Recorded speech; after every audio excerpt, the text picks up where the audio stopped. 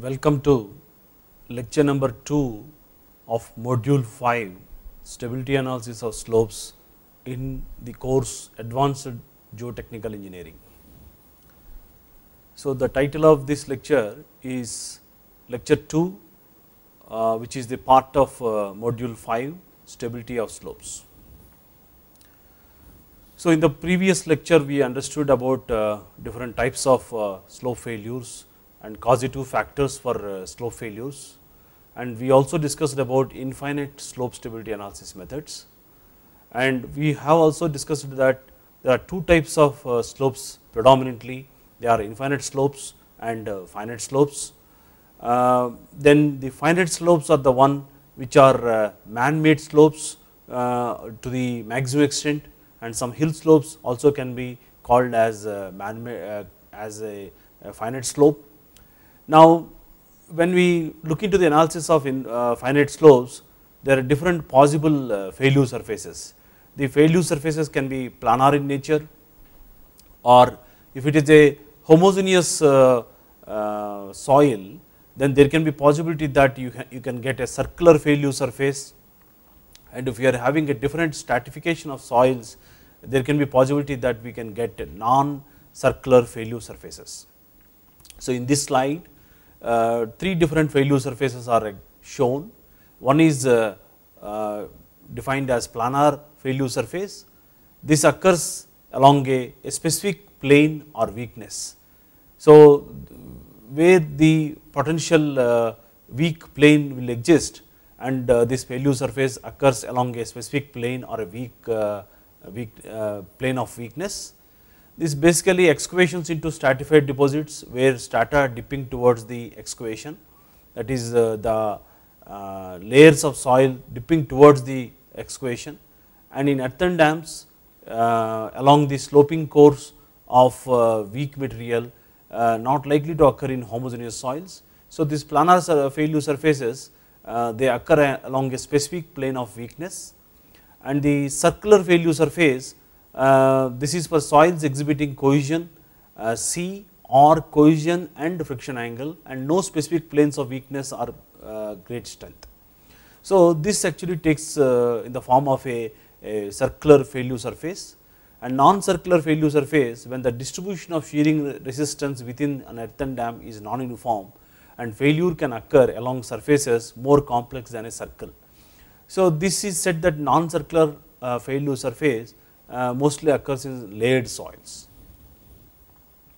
So, in the typical cross section of a finite slope with one vertical and horizontal, where the small n is the number, if n is equal to 2, it indicates that the slope is having one vertical, two horizontal slope inclination, that is about 26 degrees with horizontal, and if n is equal to 1, that indicates that the slope is actually having a 45 degrees slope inclination with the horizontal, and the horizontal surface indicates that the back slope which is 0 degrees, but in practice there can be a possibility that the slopes can also have a particularly especially for natural slopes, slopes in nature, there can be with natural slope inclinations of back slope inclinations ranging from 10 to 20 degrees or so.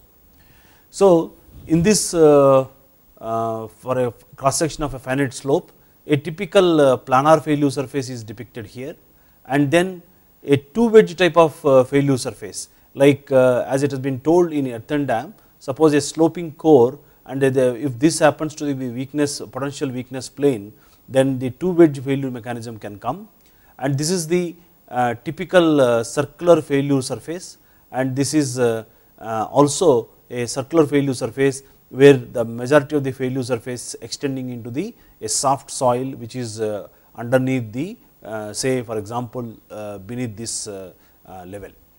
And this is a toe slope failure where it can be seen that the entry and the exit point is from the toe of the slope. So, this is called the entry point, commencement of the entry point of the failure surface, and this is called the exit failure surface.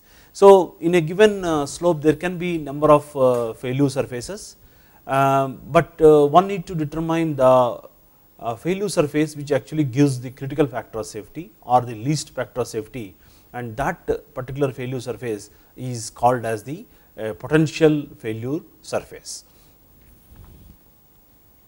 Now, in this particular slide there can be typical rotational slides which are shown. One is a cylindrical shaped failure surface. You can see that this is a circular arc, but the failure surface which actually shown is mostly, this is common for plane strain structures. There can be a settlement at the certain point away from the crest of the slope, and a failure surface which actually occurs because with the soil movement, which is actually shown here.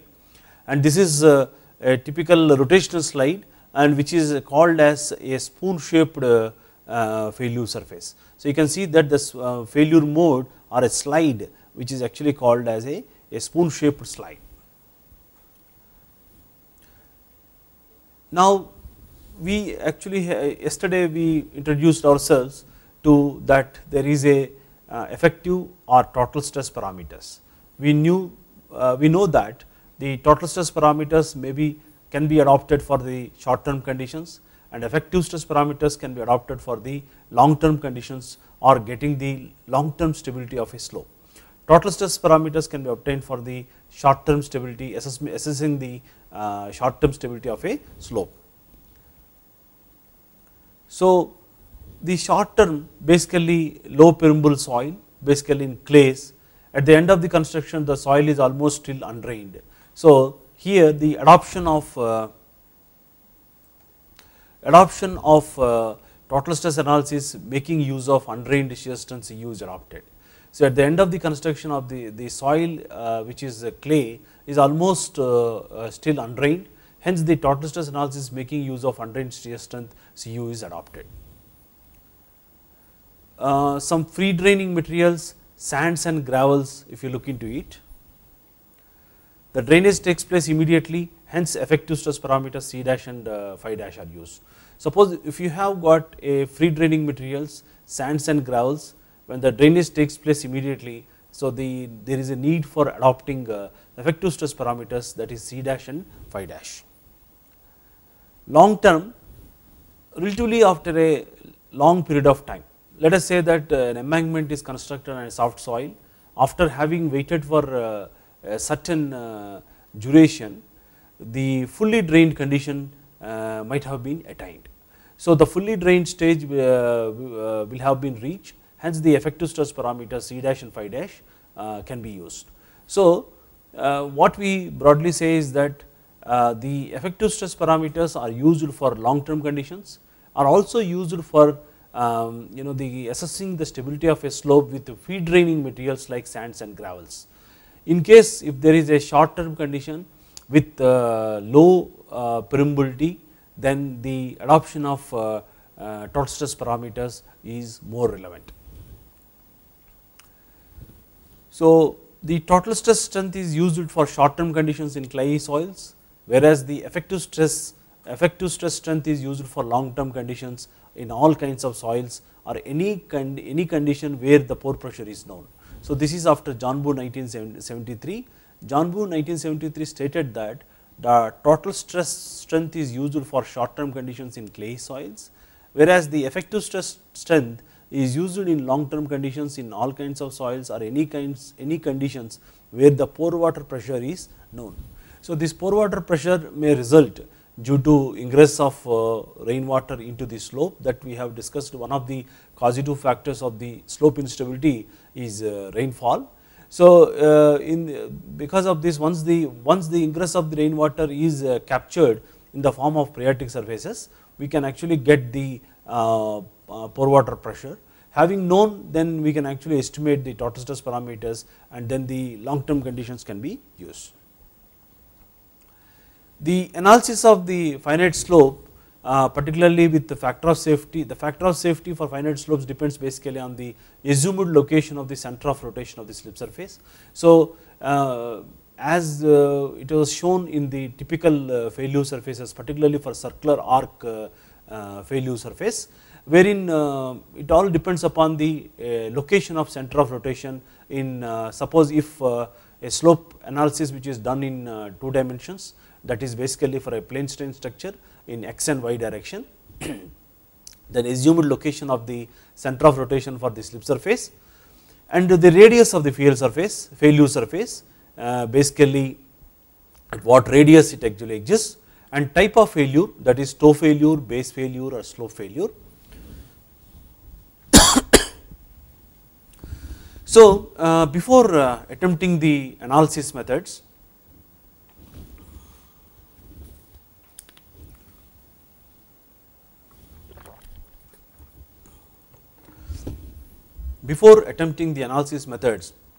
let us look into the various definitions of factor of safety.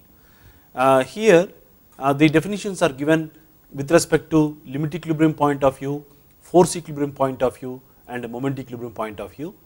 The topmost figure, if you see, there is a failure surface which is indicated, and there is a shear strength which is actually shown, and there is a shear stress which is actually shown. The shear stress is mobilized due to the disturbing forces, and the shear strength is mobilized to as a resisting force. So, as a limit equilibrium condition for total stress, we can write factor of safety as shear strength available divided by the shear stress. In case of effective stress, which can be written as factor of safety is equal to C plus sigma dash tan phi dash by the shear stress which is mobilized. As far as the force equilibrium is concerned, for a typical wedge failure which is having a planar failure surface extending a unit length perpendicular to the plane of this figure, wherein we can actually write the force equilibrium as a factor of safety is equal to sum of resisting forces divided by sum of driving forces or disturbing forces. So, here if you look into it, the resisting forces are nothing but the resistance offered by the soil, that is nothing but the shear strength, and driving forces is nothing but the because of the weight of the slice which is actually acting vertically downwards, and by resolving this along the potential plane of failure, that is the planar failure which is actually taking place, and that component will work out to be W sin alpha. So, by writing factor of safety is equal to SU by W sin alpha, so we can write this as CL. CL is nothing but cohesion which is mobilized along the it is assumed that the cohesion is mobilized uniformly, and over a length L. L is nothing but the length of the planar surface, that is from measured from this point to this point into plus N, that is N is nothing but the normal force tan phi divided by W sin alpha, where total length of the sliding plane which is actually shown here, which is nothing but this is the length of the sliding plane.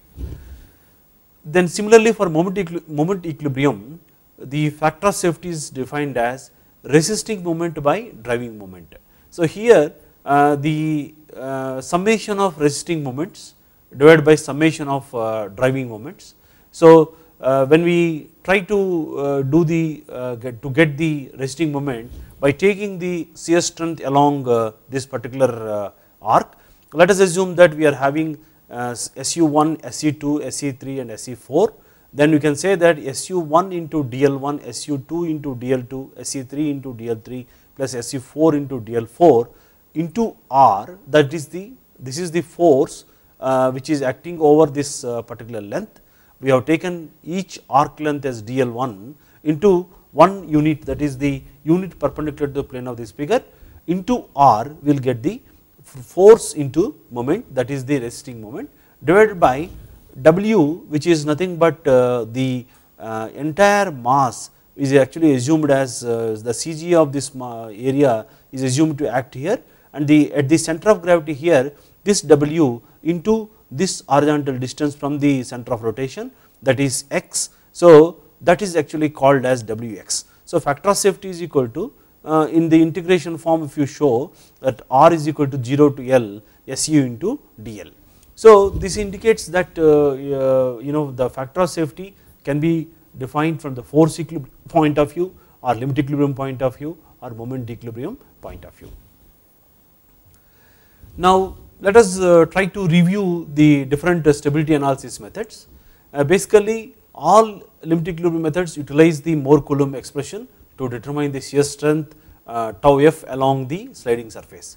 So prima facie the Mohr-Coulomb expression is used to determine the shear strength tau f along the sliding surface, and then as we defined in the previous slide, the factor of safety is given by SU by tau, which is for total stress conditions, and for effective stress conditions F is equal to or Fs is equal to C dash plus sigma dash tan phi dash by tau. See, basically the available shear strength tau f depends on the type of soil. So if it is say a particular type of soil and the effective normal stress, whereas the mobilized shear stress tau depends upon the external forces acting on the soil mass, that is the self weight of the soil, which are called as geostatic conditions, and as well as any external loading if it is there on the crest of the slope, that also adds to the destabilizing or disturbing force. So here different methods are summarized here, but we are going to discuss about some selected methods. We have many methods as you can see from this slide. The first method is ordinary method of slices, and then it is followed by Bishop's simplified method is there. So in all these methods the zone or area within the failure surface is assumed to be divided into the number of slices, basically vertical slices, and then the slice equilibrium is considered either from the for the force equilibrium point of view or moment equilibrium point of view, and based on that the deductions for the factor of safeties have been obtained. So for example, in the case of ordinary method of slices, the circular failure surface is assumed, and moment equilibrium is considered, and in this method the both normal forces acting, interslice forces, that means that normal forces acting on the perpendicular to the vertical face of the slide as well as the tangential forces are neglected. In the case of Bishop's simplified method, it is for circular failure surfaces, and whereas moment equilibrium is satisfied, but it considers E, that is the normal force perpendicular to the vertical surface of the slide, but on both sides of the slice, but neglects the tangential forces. The tangential forces are assumed to be 0. In the case of John Booth's method, it is mainly predominantly for non-circular failure surfaces, and this also can be used for circular and non-circular failure surfaces, but here this method is based predominantly on the force equilibrium. So the moment equilibrium is not satisfied, the force equilibrium is satisfied. So it considers the normal forces perpendicular to the slice forces, but it again, like Bishop's method, it neglects the tangential forces, that is one of the components of the interslice forces. Then we have methods by Spencer method, wherein it considers the T and E with some constant inclination, where T is equal to a relationship between tangential force and the normal force E, which was given as with a constant inclination T is equal to tan theta into E, and then Morgenstern-Price method, wherein it can be used for both circular and non-circular failure surfaces, and it satisfies both moment and force equilibriums, and the assumption for T and E, which is defined by a function x, where T is equal to function x into a constant delta into E. So if you look into this, the Sarmas method and Morgenstern-Price method, it satisfies both moment equilibrium and force equilibrium methods, but the majority of the applications, the Bishop's simplified method is used, or to some extent the John Booth method is also used. So, this is the typical section of the unit width assumed for the analysis, as the slope is assumed to be like a plane strain structure. So, a unit width is considered for the analysis, like a per meter width of the analysis is considered for doing a two dimensional stability analysis. Of course, now there are the methods which are actually available for performing the three dimensional slope stability analysis. Now, before discussing about the ordinary method of slices, let us look into the evolution of different types of methods for undrained conditions and drained conditions, and then we will introduce for the ordinary method of slices and Bishop's simplified method, and the other method like Morgenstern Price method. In the case of circular arc analysis for undrained condition, or it is also called as pi suffix u, that is angle of internal friction undrained condition is equal to 0 analysis. Basically, this is for a analysis basically performed in terms of total stress analysis and applies to short term condition only for a cutting or embankment, assuming the soil profile to comprise of fully saturated clay. And on the right hand side, a cross section of a slope or an embankment which is actually shown here, and this is the slope inclination which is required to be determined. Here what slope inclination is need to be provided, so that the adequate factor of safety need to be ensured. That is the point of the importance. Now here it is assumed that the potential failure surface, which is indicated with this yellow broken line, can be seen here, and this is the cohesion, undrained cohesion is assumed to be mobilized along the failure arc, and W is the CG of this the weight of the entire area which is subscribed in this zone A, B, C, D in this zone. So this requires determination of the area of this portion, and then by knowing the area into the 1 meter length perpendicular to plane of this figure, we can calculate by knowing also the unit weight of the soil for used for embankment or unit weight of soil in the cutting. We can determine what is the weight, and with respect to the moment of rotation which is considered, we can also determine what is the the horizontal distance from the center of rotation. Horizontal distance, that is D, is nothing but the distance from the CG of the area where the weight W is acting to the center of rotation. So for this, by taking moment equilibrium, where by taking moment about all the moment of all resisting forces about the center of rotation to moment of all the driving forces about the center of rotation.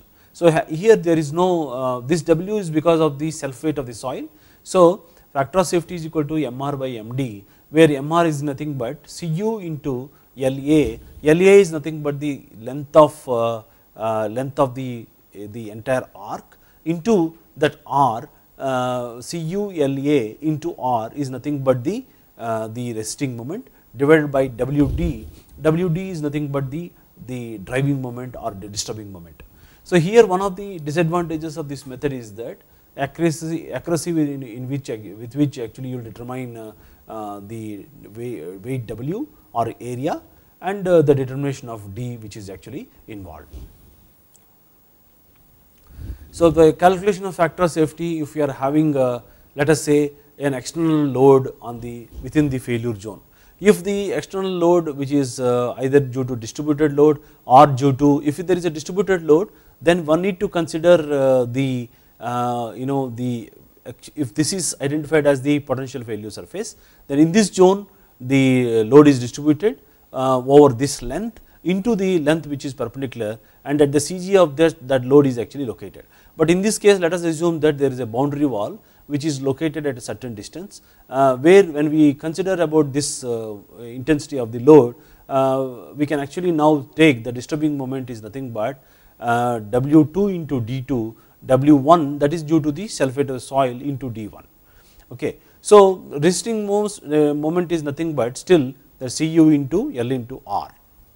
So, the factor of safety in this case is nothing but CULR divided by within brackets W1 D1 plus W2 D2. Now, from the undrained analysis, Taylor 1948 has developed a method wherein the potential failure surface is given, so that the least factor of safety can be determined. So, this development is sourced from the undrained analysis which we have discussed just now, wherein here it is actually considered that this entire the soil portion below this depth is considered as D, and then this height is say H, and here this is the slope inclination which is beta, and beta is equal to 90 degrees, means it is a vertical cut, and this inclination is 2 theta, and this inclination with horizontal is alpha, and this is the cohesion which is actually mobilized, and this is the weight, and then this is the D from the which is horizontal distance measured from the CG of the weight, from the weight of this entire portion from the center of rotation. So, D is nothing but the depth factor, what we call, which is the nomenclature used for developing stability charts, wherein here the factor of safety we know that we have just discussed in the previous slide, where factor of safety is equal to CLR W by WD, where factor of safety is the lowest factor of safety obtained from the circular arc analysis, and the factor of safety or the self weight of the area or portion involved in the failure, which is the active zone what it is called, is a function of gamma, H and geometry of the failure surface. The geometry of failure surface can be characterized by 3 angles, alpha, beta and theta, and so what it has been taken is that by rearranging the terms here, C by factor of safety is written, and which is written as CR is equal to gamma H into function of alpha, beta and theta. The CR is nothing but the required cohesion of a soil just to maintain a stable slope, and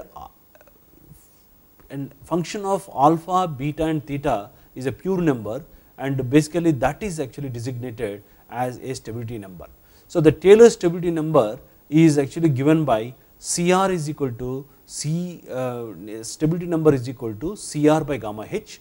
So, CR is nothing but required cohesion to just maintain a stable slope, otherwise it can also be written as C by gamma H by Fs into CR. When you substitute for C by Fs, we can write by C by Fs into gamma H. So, for a factor of safety is equal to 1, it actually induces that Ns is equal to C by gamma H.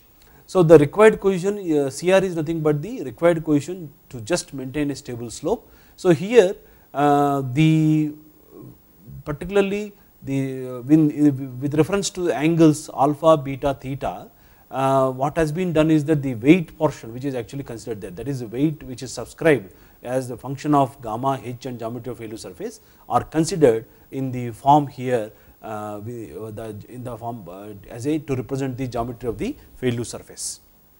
So, based on that deliberations, the Taylor actually has given stability charts which are popularly known as Taylor's curves, wherein on the x axis we have slope inclination, it ranges from 0 degrees to 90 degrees, and on the y axis it is the stability number, that is Ns is equal to C by gamma H. So, here it can be seen that one up to beta is equal to less than 53 degrees, it is actually depend upon the D, which is nothing but this failure surface is assumed to pass through below the base, but when the beta greater than 53, it is found to independent of D. So, it is only depend upon the slope inclination, which is when it is more than 53 degrees. So, it can be seen that for more than this it is the constant, the stability number will be constant. So, So here this is used for phi u is equal to 0 and mostly for undrained conditions this is used. Now the undrained analysis of the by using this Taylor's method basically for beta less than 53 degrees, as we discussed in the previous slide, the stability number is a function of beta and d by h. So that means that here there can be a possibility of the base failure. For gentle slopes the critical failure surface goes below the toe and always restricted above the strong layer, hence this depends upon the its location. For beta greater than 53 degrees, when the slope inclination is greater than 53 degrees, the stability number is only function of slope inclination, that is beta. All critical slip surfaces are passed through the toe. So this is basically because for such steep slopes the critical failure surface passes through the toe of the slope and does not go below the toe.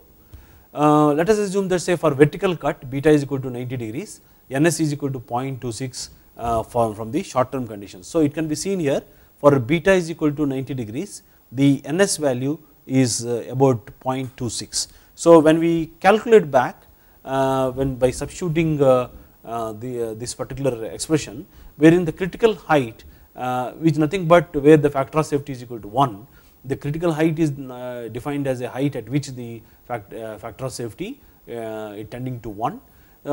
By doing this we can actually get HC as 3.85 C by gamma. This is actually obtained from the Taylor stability number, whereas one performs the conventional analysis by using earth pressure theory, it is can be obtained as HC is equal to 4 C by gamma, which is nothing but by considering the earth pressure equation like sigma A is equal to Ka gamma H minus 2C root Ka, and wherein if you consider both negative pressures that is the depth of the tension crack that is where the negative pressure is existing and equivalent portion below the this particular zone, and when you take the equilibrium of that we can actually get the 4 C by gamma, that is nothing but the critical height or the critical height of a vertical cut which is actually called, and this is the height at which by attaining this height the soil is supposed to fail. So undrained analysis stability charts given by Taylor method, the position of the critical surface may be limited by two factors. One is the depth of the stratum in which the sliding can occur and the possible distance from the toe of the rupture surface of the toe of the slope. So the possible distance from the toe of the failure surface from the toe of the slope, that is nothing but from the Taylor actually has given charts for determining this particular value n, nh in terms of nh it has been given, like this is the distance in terms of n multiplied by h, h is nothing but the slope height, and this is the failure surface which is obtained for slopes which are actually less than 53 degrees also. So the stability numbers for homogeneous slopes for phi is equal to 0. Say for example by knowing d by h, that is the depth factor, and beta, the ns and n can be obtained from this chart. So here n is nothing but by knowing this we can see that where it actually cuts and that is the n, and then by taking this horizontal projection out onto the stability number we can get the stability number ns. So for d by h is equal to 1, that is d by h is equal to 1, beta greater than 53 degrees, the n is equal to 0. That means that the slope actually the failure surface passes through the toe of the slope. So and some more important points as far as the Taylor's method is concerned, they are actually summarized in this slide. It is necessary to ignore the possibility of the tension cracks, otherwise geometrically similar failure surface do not occur on slopes having different heights. So the possibility of the tension cracks is ignored here, and Taylor stability numbers were determined from the analysis of total stress conditions only, that is basically for undrained or short term conditions only, and total Taylor's method is practically restricted to problems involving undrained saturated clays or to much common cases where the pore pressures is everywhere 0. That means that the pore water pressures are everywhere 0. In case if you are actually getting a tension crack, let us assume that the tension crack which is can be determined let us say from the by using the earth pressure fundamentals, where sigma A is equal to Ka gamma H minus Ka gamma Z minus 2C root Ka. When for a clay soil, when phi is equal to 0, we can say that C is equal to Cu and K is equal to 1, and at point where the pressure tends to become 0, we can say that Z naught is equal to 2Cu by gamma, that is nothing but the depth of the tension crack. Now, when we consider the tension crack, and let us assume that if the tension crack is filled with water and it can actually cause a destabilizing force, and that portion within this tension crack zone, that is the circular arc which is actually passing beyond this point, is not considered in the analysis. That means that in the factor of safety determined by this particular method is nothing but Cu into LAC from here to here, that is the length of this arc, into the radius divided by W into D in plus of gamma W Z naught square, that is this force into the lever arm, that is say L. The L is nothing but from this distance to the vertical distance from this from horizontal, vertical distance L is nothing but the vertical distance measured from the center of rotation to the location of the horizontal force Pw. So, this like this, when we have the tension crack, this has need to be accounted. Now, let us look into the ordinary method of slices. In this method, the potential failure surface is assumed to be circular arc with center O and radius R. The soil mass basically, the soil mass ABCD above a trail surface AC is divided by vertical planes into a series of slices. As we have discussed that, one of the limitations of the undrained slope stability analysis with phi is equal to 0 analysis is that determination of area, and then determination of the weight, and then D. So, here what has been done is that the portion within the soil mass ABC which is undergoing failure surface is divided into number of slices.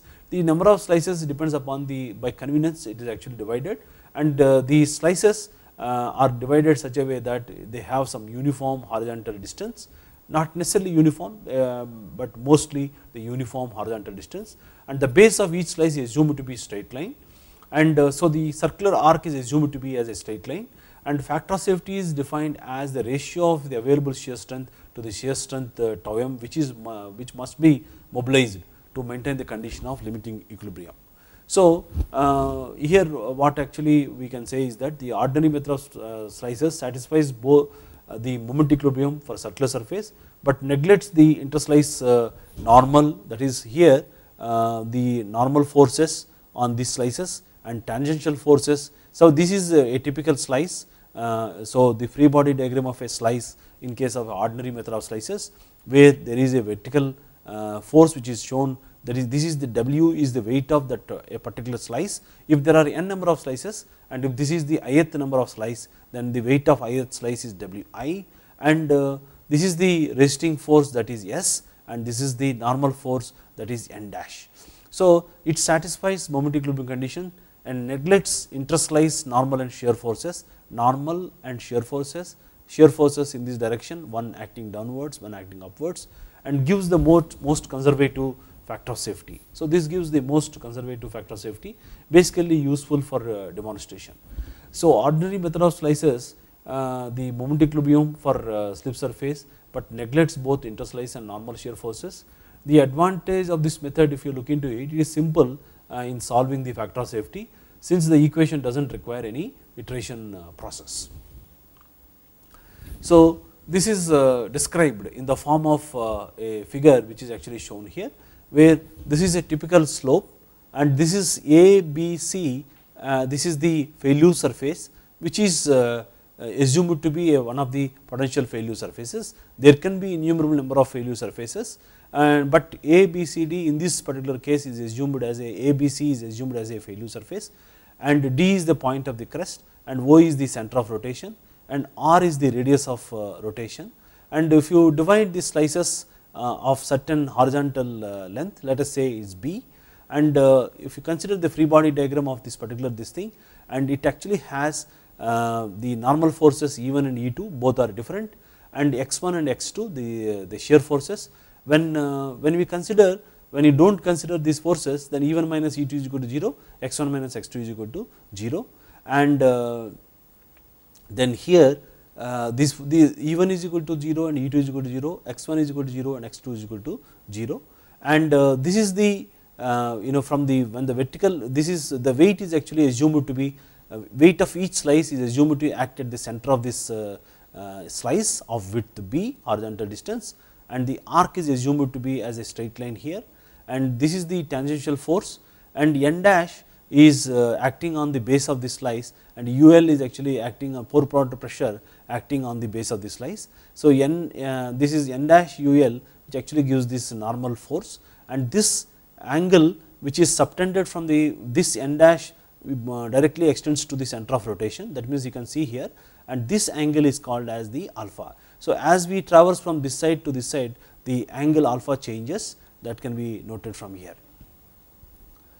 So the method of slices from the limit equilibrium condition point of view, it can be given as tau m, factor of safety as tau f by tau m. The factor of safety is taken to be the same for each slice, implying that there must be mutual support between the slides and force must act between the slices, and the total weight of the slice W is equal to gamma BH.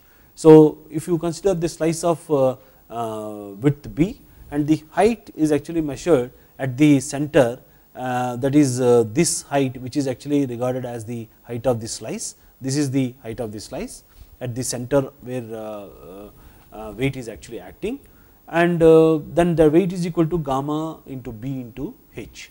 And if, so let us assume that in determination of this, we are having in a given slice there are 3 layers of soils, then we have to take gamma 1 H1, gamma 2 H2, gamma 2 gamma 3 H3 into B. The V is nothing but the width of the slice.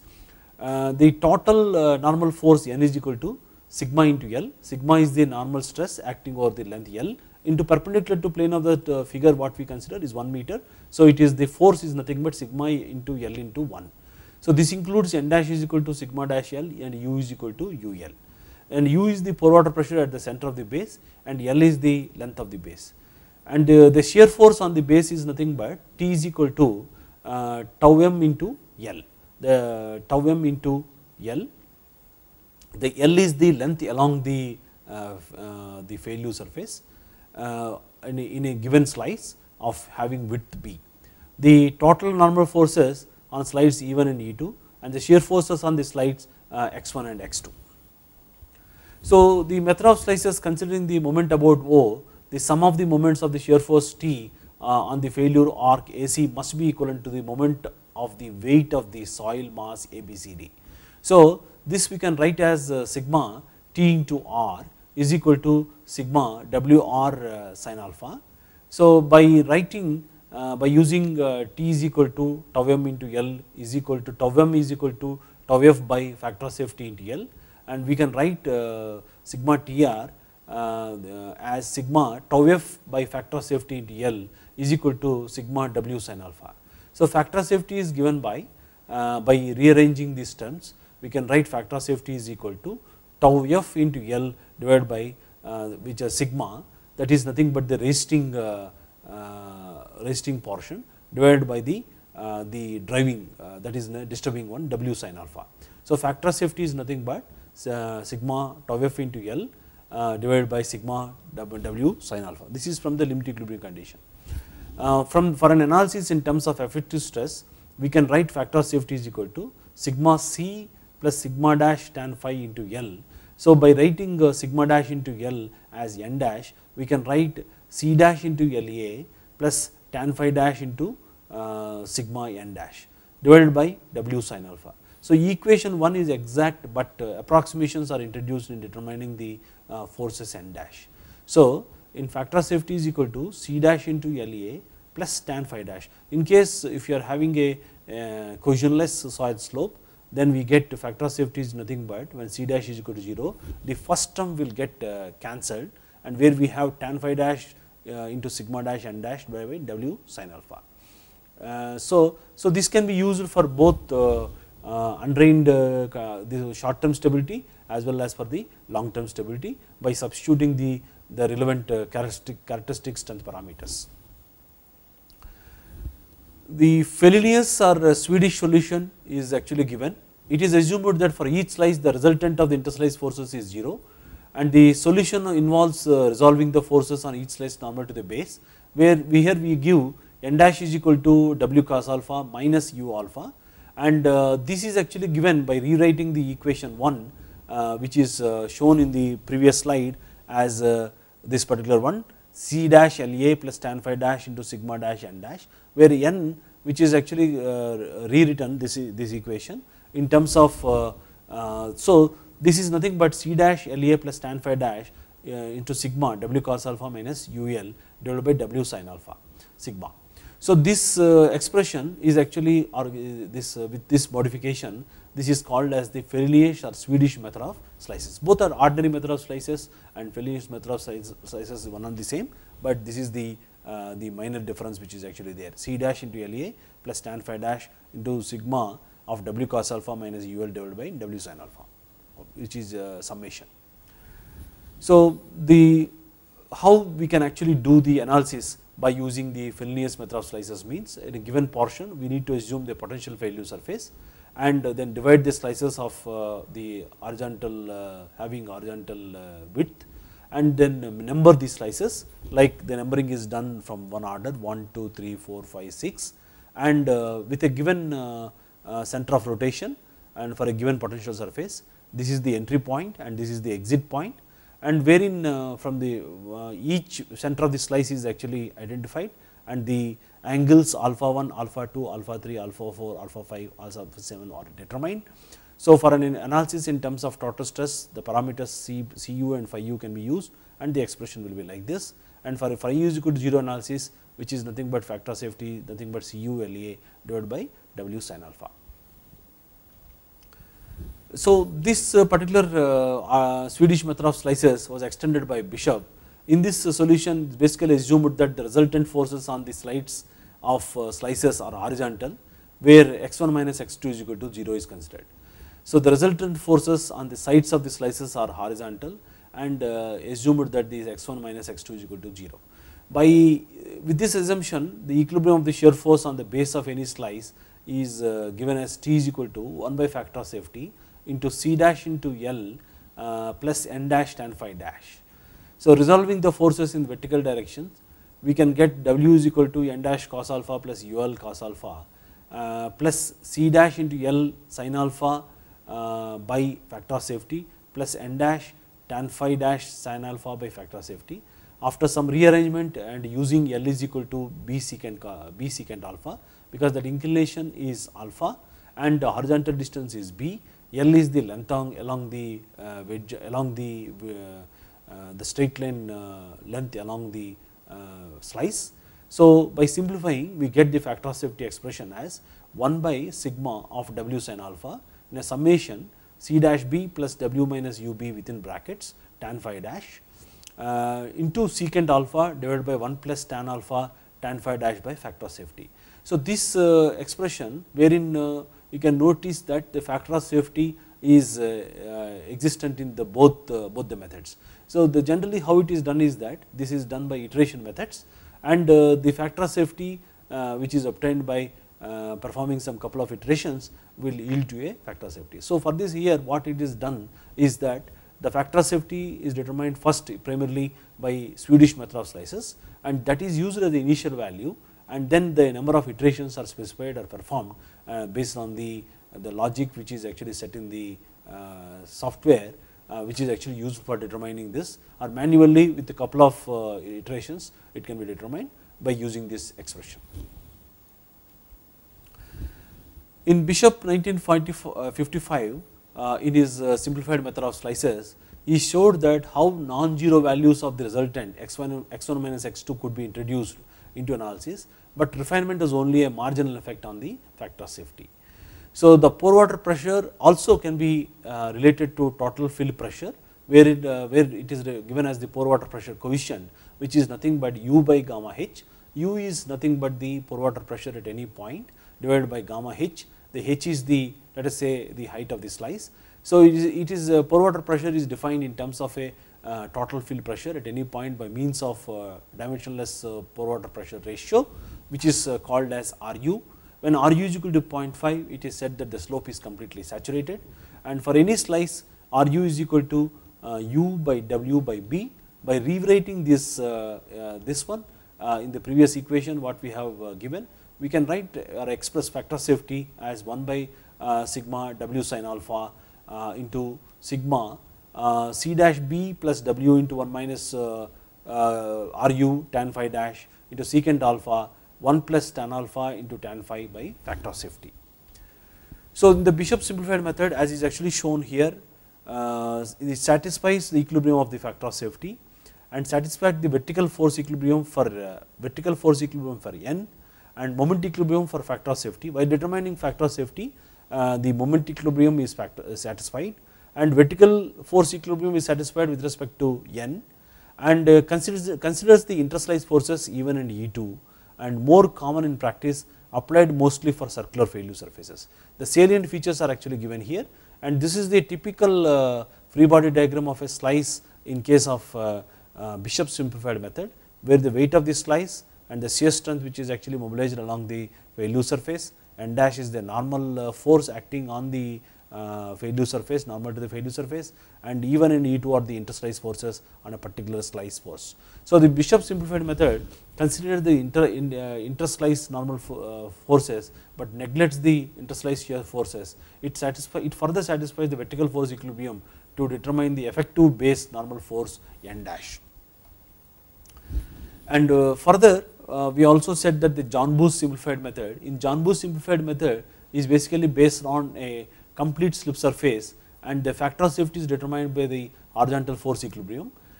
Basically here both horizontal and vertical force equilibriums are satisfied, and it does not satisfy the moment equilibrium. John Booth simplified method does not satisfy the moment equilibrium, and considers the interslice forces E1 and E2 like Bishop only, and it is commonly used for composite shear surfaces. So, basically for layered soils or stratified soils, or when you are having a non-homogeneous soils, this John Booth method is advocated for its use, and basically it is used for composite slip surfaces or non-circular slip surfaces, and the factor safety is determined by horizontal force equilibrium only, and moment equilibrium is not satisfied. And in this slide, the free body diagram of a slice which is actually considered in the John Booth simplified method is shown, wherein which is actually very similar to simplified method, wherein only the difference is that it does not satisfy moment equilibrium, only the force equilibriums, that is vertical and horizontal, are satisfied. So, in this lecture we try to introduce ourselves to different failure surfaces, and we will also look into different types of methods which are actually used for analysis. We have seen the phi is equal to U0 method and Taylor's stability chart method, which is the deduction of from the extension of undrained slope analysis method, and from there we also discussed about the ordinary method of slices and Fellenius method of slices, and then Bishop simplified method, which is mostly used for commonly used for circular failure surfaces, and for composite slip surfaces or non-circular slip surfaces in a stratified soils, the John Booth simplified method is also introduced. So, in the next lecture what we do is that we will try to look into some examples wherein we can actually see how the problems can be solved by using typical calculations with the manual calculations, as well as the in this particularly we will actually try to see some demonstrate some problems by using some relevant packages for academic purposes.